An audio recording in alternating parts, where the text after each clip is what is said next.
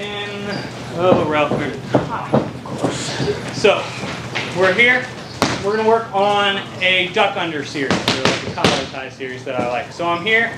I don't care if you're starting double bicep tie, collar tie, I don't care which one you prefer.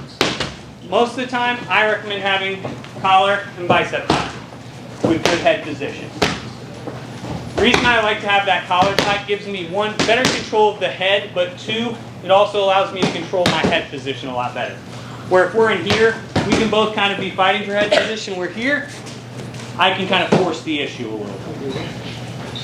So for me, all we're going to do is I'm going to set up, I'm going to push in here and snap just that little bit. When I snap, I'm not just snapping him down, I'm down and away from the side I'm going to. So when I'm here, it's not just trying to snap him down. Almost like, you know when you're unfurling a blanket, you want to like snap it and lay it across the bed? Same concept, only I'm snapping it this way, here. So I'm here with Ralph, I snap here. As soon as he starts to come up, I change levels, like I'm going to hit my double leg takedown, but instead, I'm just going to look to duck my head right under his armpit, here. Now, as soon as we're here, I'm going to attach my ear right to the back of his shoulder. My outside hand can either come to the hip or reaching in for that inside thigh. I just like capping the hip here. I'm going to spin, step, and pull him all the way to the mat. A really simple takedown that you can start to chain together with a lot of good options. So I'm here, I'm moving with Rel. Boom, I snap his head to the side. Step in to penetrate. Lift his elbow up so that I can duck my head under. As soon as I'm here, I'm pulling down and around and spinning him to the mat. One of two things will happen. He'll either stop in that turtle position or you'll circle him all the way down and he'll go flat to almost side. Either way, really good positioning for you to start to work. Questions on this? Simple but not easy. They don't fall necessarily. You keep spinning maybe. I'm going to spin him like a top. Until he falls, right? Yeah, I'm going to start, I'm here, I start spinning. If he doesn't, you got a really good athlete, he's really trying to fight here. Well, I'm going to start to spin and start to block his front leg with my knee. But 9 times out of 10, if you're spinning and popping that head down properly, you should be able to at least get it started that direction. Other questions? Do it again. Again, other than again. I'll have a question after. Okay. So boom, I'm here. Boom, I snap, rails down and away. Boom, underneath. Pull that head. Boom. The hand that you're grabbing the hip with, is it going like a gut? You can go to that far hip, or you can look to like hit that into that thigh. Okay. Depends on your length. I'm generally not long like Jordan. Okay. Long, that long for most of my opponents. So I'm just cupping that hip to control head and neck, hips and waist. If you have control of both of those things and you don't get them down, it's because you suck. If I can control your head and neck and your hips at once and not take you down, something's gone terribly wrong. All right? Is there any real reason at that point to try to maybe throw in like strips here and there? It's like say their balance is really good, or like you can a little bit, like if I'm here, boom, and he's really spinning and I can't get him down, Yeah. I'll step in and start to strip a little bit. Not a ton, unless they, you get a really good wrestler. Once they peel your hand off the neck, and you're sitting, and you're in that kind of seated behind him position here. Yes, then you would start tripping and lifting and doing those type of things. But as long as you have that head and that hip, you should be able to spin them down with the most basics of just blocking their feet. I'm guessing you're keeping that hand there until you hit the ground so you can get side control. Yeah, I'm keeping that hand there as long as I want. Because if I'm here, let's be honest, boom, we start to get here, I get him circled all the way down.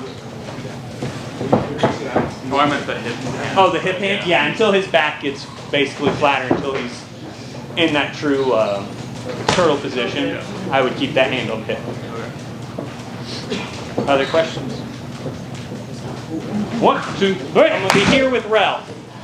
We're going, and Rel doesn't suck at wrestling, so when I pummel in to get this inside of the collar tie, he's going to pummel in, and he's going to start to work, and it's just going to be really hard for me to get both inside of the head and inside of the arm, right? Sometimes it's not gonna work. So I'm gonna look to push into Rel, and I'm here, and I'm working, and I'm trying to pummel in, and he's pummeling in, and it's just a pain in the ass. So I get here, boom, we both get to that collar tie. All I'm gonna do is step to that outside where his arm is. I'm then gonna look away, and I'm gonna hit Rel right under the elbow with my wristwatch. Here. And throw him by. Now I'm not trying to throw his arm over my head, I'm trying to throw it in front of my face. So when I'm here, I step, look, as I look, I'm pulling him in front. My arm hits right where that funny bone should be. Bop. Across, same thing, look to finish. Like I said, it'll look like this when you're pushing in, he pushes back in. There. You gotta wait for him to go to you. A little bit. You don't want to run through you. You know, like if Rel's just sprinting at me, that's not going to work. But I'm generally looking to snap here. He starts pushing, boom. Okay. Like I said, it's real nice, especially if you got that real aggressive headbanging wrestler. Really nice to hit on them because it's just using that momentum against them. So when we're here, boom, we're hand tighten, we're getting in there, moving. Here, as soon as you're behind, same thing, set them down, lift and return, either way. Questions on that one? Step, I feel like where you're actually stepping in. Boom, I'm here, step to that outside, where we're both on that same line, and I'm pulling him across that front foot. So, I'm stepping into a wide stance and pulling him across this way. As I hit, like I said, right with that wristwatch, right below that elbow, kind of that via your elbow is, here. Boom, here, looking away, pull, hit, there, and if you're in MMA, whee! Why not this? So I'm not trying to go over his head. So when I'm here, if I try to pop his up and go over it, very similar to a duck under. That's the difference here. Where when I'm here, I'm trying to get him to push in so that I can go here. Does that make sense? Slight variation, big difference. Do you ever use that as a bait though to get that? Like you'll push up on his elbow, try to see if he pushes down or like tries to Oh, yeah, push down into you. Basically what I'm setting up with this is, I'm trying to get him to bite on that double leg. Yeah. Hey. Generally what I'm doing, and you'll all recognize this from most of my tournament matches, we'll go here, he'll go collar tie, and I'll do the next one, is actually my bait. Here, and I'll slide by. But I'll show you that's next. But that's generally, you're using these three in a double leg in tandem. Like you should be rotating through, boom, I'm trying to hit that double, it doesn't work, slide by, duck under. You're hitting all those. The reason I'm able to take most of you guys down is I can chain those four moves together until you make the mistake. That's the difference. So chain the three before you even try the double, or chain two and try the double. Double, I'm putting that double front. Yeah, it's counter to count. Because if I'm here, we're tied up. Boom, right? I'm going to push in. Boom. I'm going to try to hit half. Didn't work. Duck under didn't work. Boom. I'm going to hit those in cycle until I get my takedown. I'm going to get my two. I may not score anything else because I suck, but I'm going to get my two. Alright? 1, 2, 3. That's just that little sprinkle of fuck you to a match. So boom, we collar tie. Instead of just hanging on this bicep or hand fighting in, all I'm going to do is take my hand from the inside, and I'm going to look to just make a fist and put it somewhere between his collarbone and his neck. I personally like to just rock my knuckles across your collarbone. That feels good. Like right here. I like to just kind of swipe my credit card right there with my top knuckles. Because I'm a dick. It is what it is, right? Not everyone can be a good person.